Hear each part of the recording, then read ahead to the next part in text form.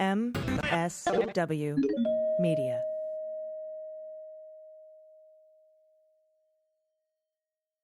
Thanks to Thuma for supporting the Daily Beans. Create the feeling of checking into your favorite hotel at home with The Bed by Thuma. Go to thuma.co/beans and use code BEANS to receive a $25 credit towards your purchase of the bed plus free shipping in the continental U.S. News with swearing. Daily Beans, Daily Beans. Daily Beans, Daily Beans. Hello and welcome to the Daily Beans for Thursday, November 24th, 2022.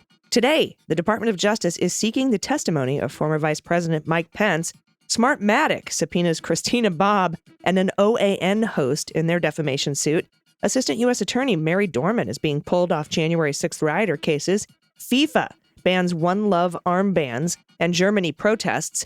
And information on voting for House Speaker in anticipation of the next Congress. I'm Allison Gill. And I'm Dana Goldberg. So no matter where you are in North America, you are on indigenous land. And so on this holiday, and any day really, I urge people to explore a deeper connection to the history we share and our part in it, and our part in the future of a multicultural democracy. That's what I will be remembering with my chosen family today on Thanksgiving. Well said, my friend. I will as well. So Mary Dohrmann, Assistant U.S. Attorney, she's been prosecuting some of the rioters, the January 6th rioters, boots on the ground. And she's been removed from a few of those 1-6 rioter cases as the prosecutor in those cases. And I think it might be that she's being assigned to the special counsel Jack Smith's office.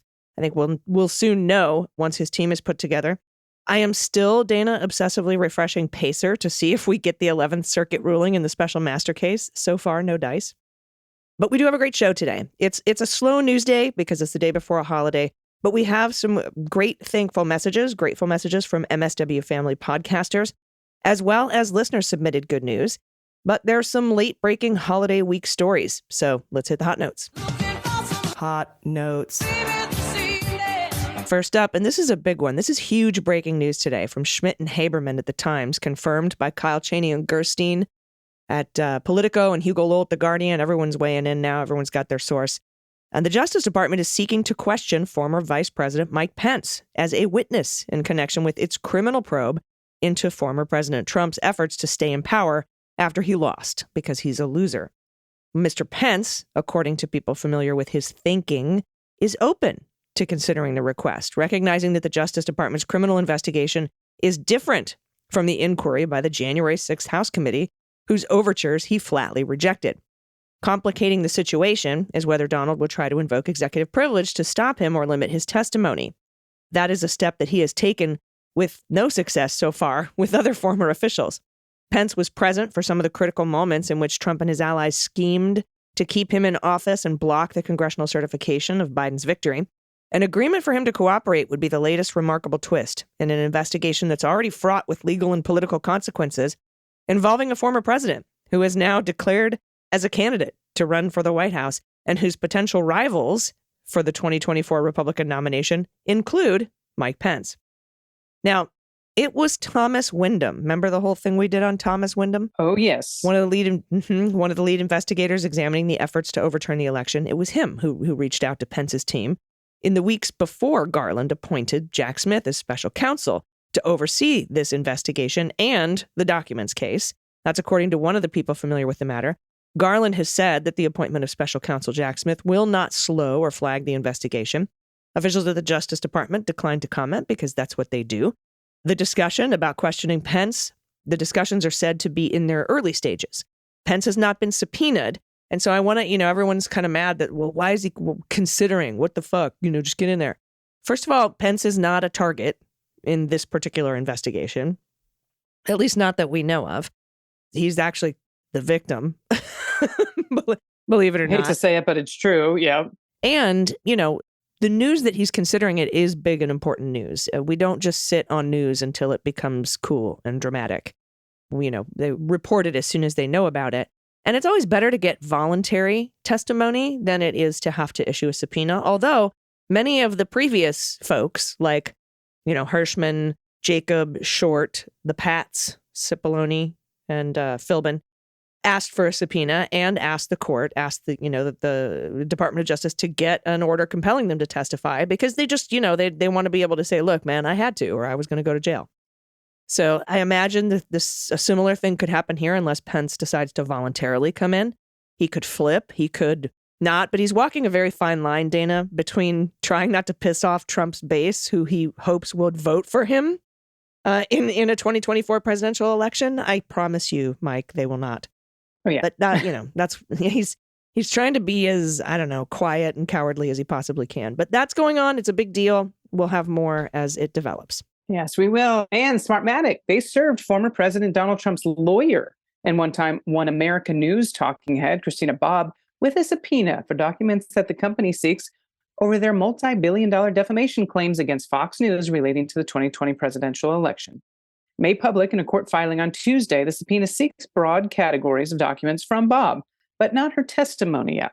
The broad subpoena seeks any documents and communications that Bobb may have had, quote, with or concerning Smartmatic or Dominion, another voting machine company that was a target of pro-Trump conspiracy theories about the 2020 presidential election. And we know that during that election, Smartmatic machines were only used in Los Angeles County, California, where President Biden's victory was never in doubt. Okay, so I don't even know why the fuck they did that in the bluest place on earth. But Smartmatic and Dominion were both held out as scapegoat for Trump's defeat, despite the implausibility of the theory. Smartmatic alleges that Fox News knew that before broadcasting the conspiracy theories anyway. They knew that that was implausible. Well, the company seeks any documents and communications Bobb might have about coverage of that election with Fox News or other news organizations, a phrase defined broadly as including print and TV outlets and including not limited to the Wall Street Journal, ABC News, One American News, and Newsmax. Well, Bobb routinely peddled the false notion that Trump won the 2020 presidential election. Well, she also must turn over communications with other peddlers of that same lie, including Rudy Giuliani, Sidney Powell, Mike Lindell, and Michael Flynn, and several other Trump allies and associates. She also must turn over her communications with the Trump administration and the Trump campaign. So she's got to hand over all her shit. The campaign's definition includes another cavalcade of Trump loyalists. So when we say that the campaign, Trump's campaign, this includes Jared Kushner, Ivanka, Bill Stepien, Jason Miller, Stephen Miller, all the Millers, Justin Clark, Matt Morgan, Donald Trump, Trump Jr., all the Trumps, all the juniors, Laura Trump, Kimberly Guilfoyle, Katrina Pearson, Boris Epstein, Michael Roman, Kayleigh McEnany, all the Kayleighs, Gary Michael Brown, and Catherine Fries. Like, this is a lot of communication across the board. So basically, she's going to hand over all the people she's talked to in her entire life for the last 2 years. Yeah. Everyone ever, forever. Just hand it over. Yeah, that's kind of how that discovery thing works. And we do have a little bit of breaking news, and I don't want to spend too much time on this because I'm not sure how important it is, but there's a little kerfuffle within the January 6th committee between Liz Cheney and some of the staffers on the Democratic side, because Liz Cheney wants the final report to be mostly about Trump, while everyone's like, yeah, but we did all this research on the law enforcement failures and funding and stuff like that. And so they're trying to figure out, I think they're trying to hash out what's going to be included in the report. We'll know more as we get closer to the release of that report. And on Tuesday, House Minority Leader Kevin McCarthy got some bad news from Ralph Norman, a rep from South Carolina, who became the fifth member of the Republican caucus, to announce skepticism about voting for McCarthy as Speaker. Republicans will have a majority in the House come January, and therefore will have the opportunity to elect one of their own to lead. But with the party's majority shaping up to be remarkably narrow, losing 5 votes might bring McCarthy below 218 in support of a Speaker bid, which is to say below the level that would constitute a majority of the chamber. Election of Speaker of the House, though, is governed by different rules than other votes in the chamber. For example, legislators cast votes for specific individuals, either one nominated by a party caucus or literally anyone else. In the 2019 Speaker election, somebody wrote in Joe Biden, despite not only serving in the House, but not even being in any public office at all. In other ways, though, the election follows normal rules. It's not that the Speaker must get the support of a majority of the chamber any more than a legislative vote requires 218 votes. Instead, the Speaker simply needs to earn a majority of the votes cast. So if only 12 people cast votes, you need 7. They say for a person by name. So it has to be a person, you have to write him in there, like voting for Joe Biden in 2019. Right. So if 20 legislators decide not to vote at all, or vote present, which is not a name, only 208 votes are cast.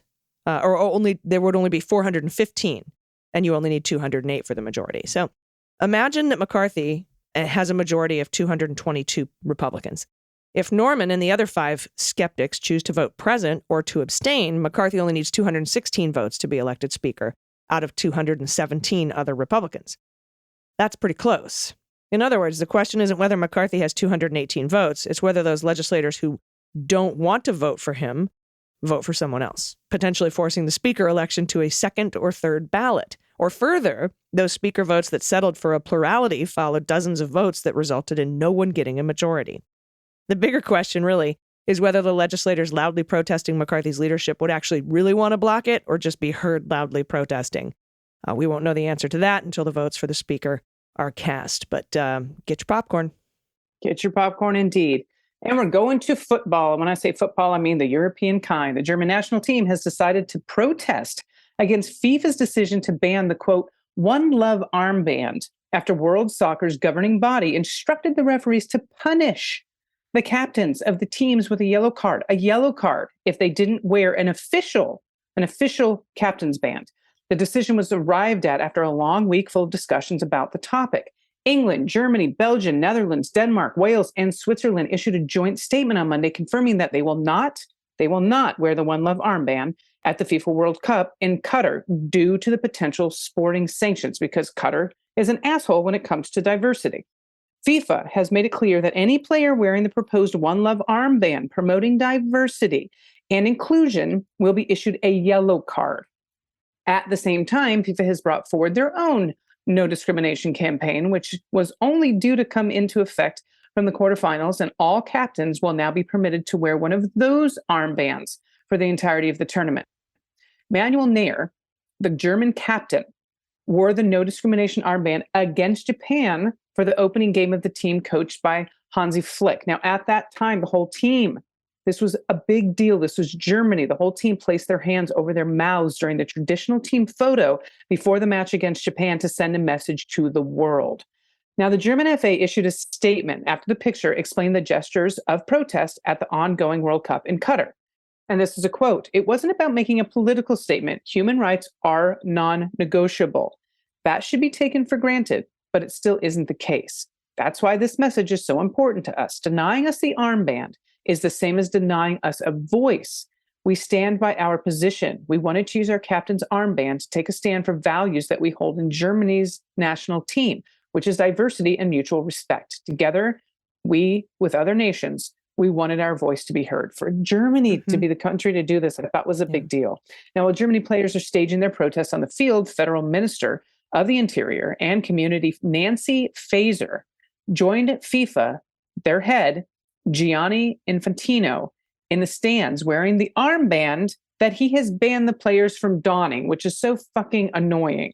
So that's a big deal. How did that even come about? How can you be the head of FIFA and you wear the armband, but no one else can? Like, who's up above you telling you that the players can't wear them? So from what I understand, and I read a different article about this, and someone may correct me if I'm wrong, FIFA was prepared to pay fines for the players that wanted to go against this. So FIFA in itself was prepared to do that. Well, whoever is above them, and it could be the Federation of Qatar, it could be whoever's in charge of Qatar, then they started threatening yellow cards. So FIFA was like, we want to support this, but we can't risk all of our players being yellow carded off of the pitch. So that's one of the stories I read. FIFA itself is just not a great organization when it comes to diversity anyway, so I don't want to give them too much credit. But there are two different things coming out of the story. One of them was that FIFA tried to say that we'll pay the fines, and then when they upped it to yellow cards, we're like, we can't lose our players. And then this is also making it sound like FIFA is just a jackass that decided to wear the armband in the stands after they said they couldn't. Or, to be like, we actually do support this. We were pressured by to make themselves look better. Yeah. Yeah, absolutely.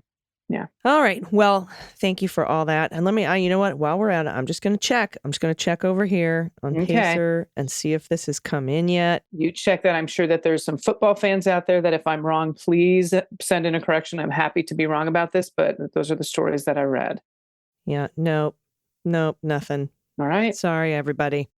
And that, that I was hoping we would get a decision today, mostly because alongside the 11th Circuit oral arguments in the documents case, Dana, Trump filed with Eileen Cannon to get an unredacted copy of the affidavit. And that's the affidavit that supports the search warrant, right? That's like all of the evidence, that shows the judge that there is probable cause to go into Mar-a-Lago. And we saw a redacted version of it. Remember, Trump's like, I want to see it. And the DOJ is like, cool, bro, here it is. Yeah.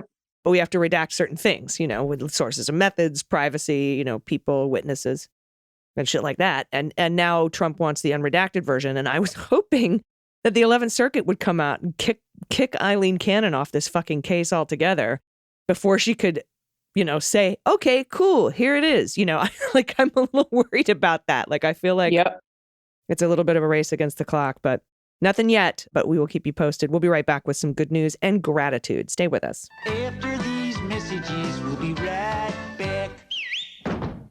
Hey, everybody, your bedroom deserves an upgrade. I recently did, I gutted my whole house. And every time I do that, I always, for some reason, leave out the bedroom, but not this time. But now is the perfect time to elevate the most important room in your home with Thuma. It's truly incredible. Thuma practices an intentional less is more, simplicity design philosophy for the bedroom. Very modern, clean lines, subtle curves, lifestyle-enhancing details. Thuma proves that simplicity is the truest form of sophistication.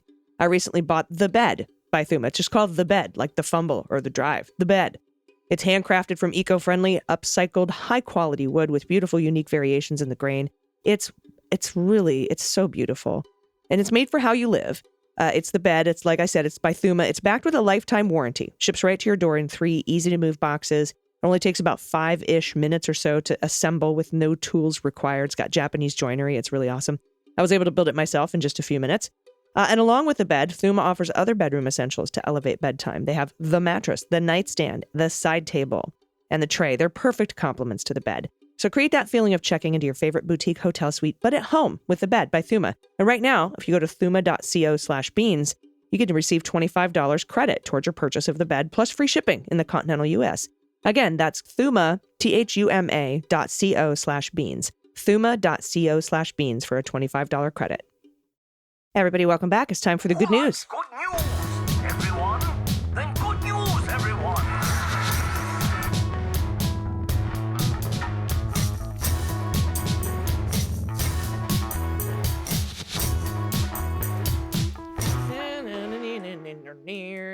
Good news. And of course, if you have any good news, please send it to us. You want to play What the Mutt, where you send us a picture of your adopted, rescue pup, and we try to guess badly what breeds. So fun. We're always just like, Pitbull, chow chow. Totally. That's it. It's all that.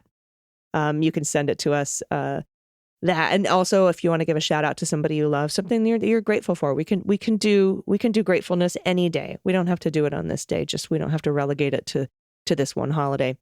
Or a small business you want to shout out, maybe a Black-owned business or an LGBTQ+ owned business in your area that you want to give a shout out to and support. Send it all to us at dailybeanspod.com. Click on contact. All right, first up from Anonymous, pronouns she and they. Good news. I've had retina detachments in both of my eyes, and my vision is crap. Work from home has been great, but the company where I work wants the people in the office. It's dangerous and scary for me to drive.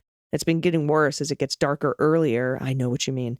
After months of going round and round with my bleep boss, and you can swear on here, Anonymous, with my bleep boss and HR, and my doctor telling them I shouldn't drive, I finally found someone at work who lives near enough to me so that we can carpool. Nice.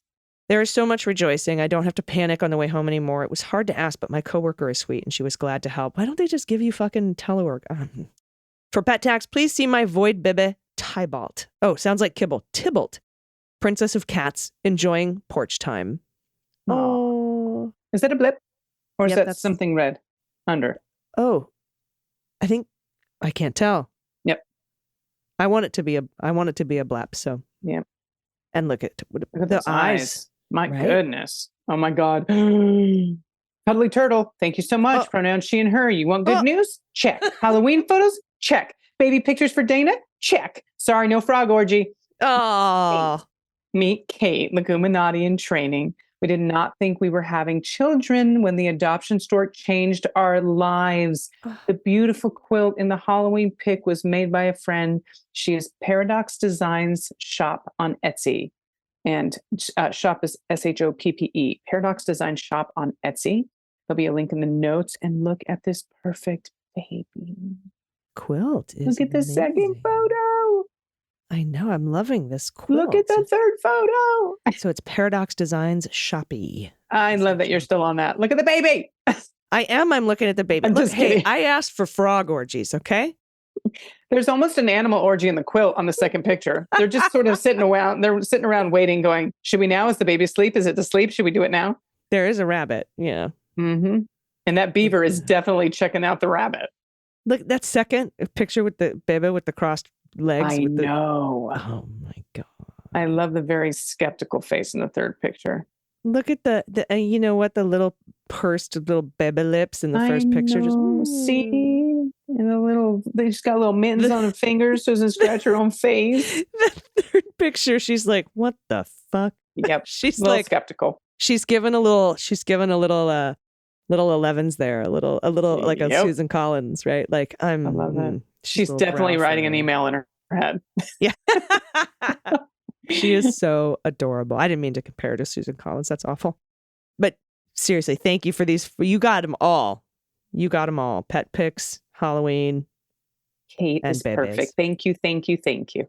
All right, from Brent Boy in northern Wisconsin. Hello, Daily Beans Turbo Action Team. Oh, I like it. What do you think, Dana? Turbo Action like it. Team? Yeah. Daily Beans, Turbo Action Team. Hi, I have two things. First, a question. With certain networks and pundits spreading disinformation about vaccines, why don't we see pharmaceutical companies taking them to court for defamation? When networks and pundits lied about voting machines, Dominion went after them. Is it just because Pfizer needs Fox News to keep selling dick pills? That is a great fucking question. Yeah, that might be it. Second, some good news. My dear Turbo Action Team and my cherished fellow listeners. I know you all have had a bad day sometimes. Maybe your cat left you for another family. Maybe you swallowed a Lego. Maybe your favorite coffee shop just put up a Q decal in the front window. Oof. But dear treasured friends, if you ever need an emotional boost, I want you to remember one happy thought when things seem dark. It's this. The former guy has no good days left. He hasn't had any in a while, and there are certainly none in his future. His party has turned on him. His supporters are dwindling. His remaining days will be tedious and miserable, spent in the presence of very expensive lawyers who want all of his money. Each day of his life will be more miserable than the last, and I hope he lives for a very long time. It's not schadenfreude, it's karma appreciation. I hope it brightens your day. Happy War on Christmas. Brent Boy, this is a fantastic submission. I absolutely love this. Thank you for that bright spot, right? Oh, yeah. He does. That is so true. He has no good days ahead of him. I love it. All right. This is from Robin, pronounced she and her. Hi, ladies. I have a story. It isn't quite good news, but I think you'll appreciate. Last year, I lost my brother after a decade-long illness. A sad occasion, maybe even sadder, as he was a big trumper and could be pretty obnoxious about it. This definitely took a toll on our relationship. The morning of his funeral, I heard his son announce that they would be playing My Way in accordance with my brother's wishes. I instantly recognized this as an ode to Trump, and it felt like one last kick in the gut. As the funeral was winding down, I found myself mentally prepared to hear this song. The crowd grew quiet, and you could hear a pin drop. But as the music started, instead of tuning the song out, I found myself repressing giggles, and not always successfully. Instead of Frank Sinatra's version that Trump always played was the Dionne Warwick version. Hearing this iconic, barrier-breaking woman of color sing this song lifted my heart, and a few knowing glances were exchanged with like-minded, slightly smirking relatives. It was the comedic break I needed that morning, and I couldn't help but wonder how my brother would have reacted. He did have a sense of humor, and I'd like to think he would have at least a small amount of appreciation for the ironic twist. Thanks for all you do. Who had the sense of humor that chose the Dionne Warwick version? Oh, I know, right? Because if he wasn't specific, someone was like, we got this. Yeah. Was it his like secret Joe Biden voting wife? Like, Oh, you want my way? Okay. Amazing. Well, we're going to do my way. Oh, well, I mean, it's very sad that you lost your brother and he was a Trumper, Robin, but that is a great story. Thank you for that. I would have been doing the same thing, you know, the side eye with the relatives, the like-minded relatives, like, okay, here we are. All right, that is the end of listener submissions. And we do have some pre-recorded thanks that we want to share with you from folks here at the MSW family. So I hope you enjoy that. And then, you know, we'll be back. We do have a show tomorrow. We do have a show Friday. It's going to be me talking to Elizabeth Cronise McLaughlin, and that will be fun. And Dana, are you going to be with me on Monday? Are you traveling this weekend? You raising money for what are you doing? I don't think I'll be with you on Monday, but I will be back Tuesday morning. All right. Sounds great. Until then, everybody, please take care of yourselves. Take care of each other. Take care of the planet. Take care of your mental health. Vote blue over Q. And take everyone you know with you. Everyone. All right. Thank you. That's it. I've been AG. And I've been DG. Happy holiday, everyone. Happy holiday. Them's the beans. We're so thankful. You know what? Mostly for you. For you. You held democracy together. That was you. Thank you. We are thankful for everyone getting out and voting and being righteous and real, and for us taking control of our destiny. We thank you. And we mean this. We are thankful. Gratitude filled. Woo, baby! Stay spicy! Ooh, eat your turkey. Eat more than you should. Enjoy yourself. You deserve it. Hey y'all, Liz Winstead here from the Feminist Buzzkills Live Pod, and I am super thankful to the community of people that I get to fight with every single day. I'm so thankful to be on MSW as a network that has consistently been fighting for reproductive health rights and justice with me. And when all other networks said, people don't care about abortion or it's too risky, it was always like this fam that kept the fight going. And I'm so just grateful to every day wake up and know that we're in this together. And that makes me want to wake up every day and realize that we got hope, y'all. Hi, this is Kimberly from the Start Me Up podcast. I'm just here to say thank you to the American people for saving democracy. I'm so grateful for you. I'm so grateful for my Twitter followers, my podcast listeners, all the people on social media who entertain me, inform me, and make me happy. Thank you. Happy Thanksgiving. Hi, I'm Kelly Pollack. I'm host of the Unsung History podcast on MSW Media. This Thanksgiving, I am thankful for teachers. You all know it is tough to be a teacher in the United States right now. We give them unsafe conditions, insufficient resources, and yet teachers show up day in and day out to really help their students. I'm especially grateful for history teachers. You know, we have governors like Ron DeSantis and Glenn Youngkin who are trying to make it impossible just to teach the truth about what happened in American history. We can't move forward as a country until we truly appreciate, understand, acknowledge what has happened in this country, the good, the bad, the ugly, the hopeful. It's uncomfortable sometimes. It's difficult to explain to students, but we have to continue to try. And history teachers are in there teaching the truth, really helping their students understand all the complexities of American history. And so this Thanksgiving, I want to say thank you, thank you, thank you to teachers. Hi, my name is Lila Nordstrom from the podcast What Can I Do? And this year, I'm thankful to be part of a political community that's optimistic and believes in the possibility that our problems can be fixed and society can change and our work matters. And I'm especially thankful that I get the opportunity to speak to the kinds of national and local political leaders who make it possible to believe in that kind of possibility. Hey, everybody. This is Steve Pearson, the host of the How We Win podcast. And I am so grateful for the opportunity on Thanksgiving to say thank you to all of you who knocked on doors, who made phone calls, who wrote letters, who donated to our How We Win fund and helped us win this election, helped us protect our freedoms and protect our democracy in what was the most important election of our lifetime. We say it on our show, on How We Win, all the time. We win when we all got involved. And that's exactly what all of you did. I hope that you're inspired by what we did in these midterms. These elections are close. They are so close, and it really showcases the impact that we can all have on our democracy. So I'm filled with gratitude for all of you and all the work that you've done and that you are going to continue to do. And I hope you have a wonderful holiday.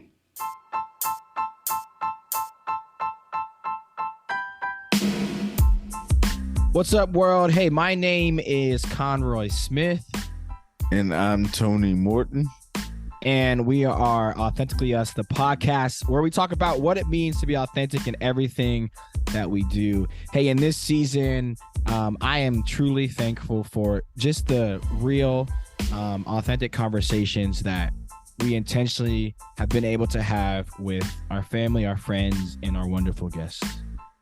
Yeah, and I'm thankful for a holiday where I get to slow down, eat some amazing food, and be with family that I don't get to see on a regular basis. So we here at Authentically Us are hoping that y'all will have a great, authentic holiday, and be sure to check us out on any platform where you get your podcast. Peace out.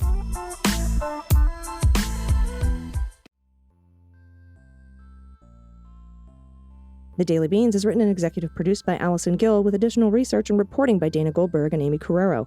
Sound design and editing is by Desiree McFarlane, with art and web design by Joelle Reeder with Moxie Design Studios. Music for The Daily Beans is written and performed by They Might Be Giants, and the show is a proud member of the MSW Media Network, a collection of creator-owned podcasts dedicated to news, politics, and justice. For more information, please visit mswmedia.com. MSW Media.